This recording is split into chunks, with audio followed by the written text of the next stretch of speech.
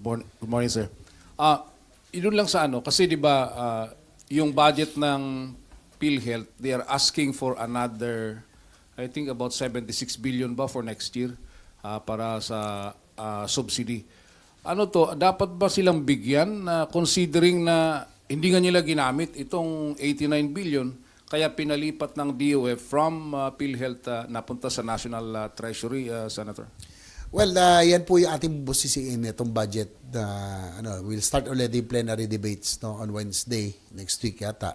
So, PhilHealth has to answer all of this. No? Why are they asking for subsidy? And then, magde-declare sila. Diba? I think the Senate or we will be willing to give subsidy as long as kailangan talaga.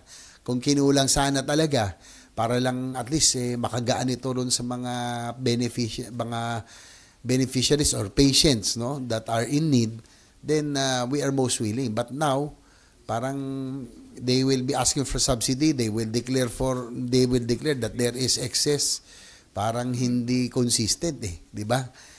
Ba't ka pahingi ng subsidy, magde-declare ka tapos hindi mo gagamitin for the implementation of Universal Healthcare Act.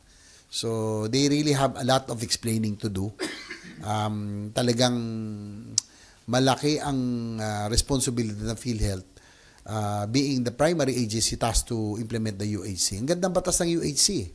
No? Kaya lang, people have to rely on other programs. Sa malasakit, dapat sana, kung nandun na yun sa, kung malaki-laki ang sinasagot ng PhilHealth, dapat hindi natatakbo kung saan-saan ang mga pasyente, no? Yun nga yung iniiwasan natin Yung pumipili doon sa PCSO, sa PAGCOR, sa politiko. Yun ang gusto natin mawala. Na dapat pag na-hospital, automatic nandun na.